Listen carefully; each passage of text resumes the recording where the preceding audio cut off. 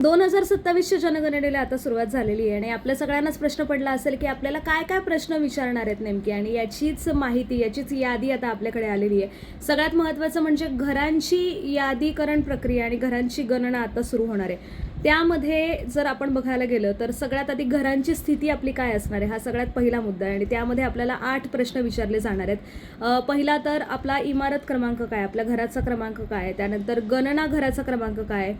गणना घराच्या जमिनीसाठी आपण मुख्यतः कोणतं साहित्य वापरलं गेलेलं आहे, भिंतींसाठी कोणतं साहित्य वापरलं गेलेलं आहे, छपरासाठी कोणतं साहित्य वापरलं गेलेलं आहे, गणना घरांच्या वापरासंबंधी काय खात्री करता येईल, म्हणजे आपण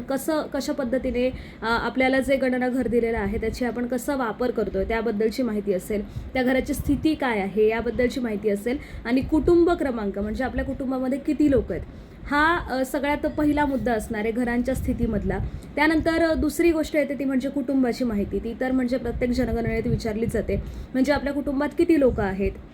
कुटुंब प्रमुख कोण आहे, कुटुंब प्रमुखाचं लिंग काय आहे, कुटुंब प्रमुख जर अनुसूचित जाती जमाती किंवा इतर प्रवर्गात असेल तर त्याबद्दलची माहिती आहे, गणना घराच्या मालकी हक्काची स्थिती काय, म्हणजे आपल्या कुटुंबातल्या नेमके कोणाच्या नावावर घर आहे, कुटुंबाच्या ताब्यात असलेल्या निवासयोग्य खोल्यांची संख्या, म्हणजे आपल्या घरामध्ये नेमके किती खोल्या आहेत, आणि या कुटुंबात असणाऱ्या विवाहित जोडप्यांची संख्या, आपल्या घरामध्ये किती विवाहित जोडपी आहेत. तर या दोन ज्या गोष्टी आहेत, हे जे 2 मुद्दे आहेत हे सगळ्यात सुरुवातीला आपल्याला विचारले जाणार आहेत आणि पुढच्या मुद्द्यांबद्दल मी थोड्याच वेळात माहिती घेऊन येते.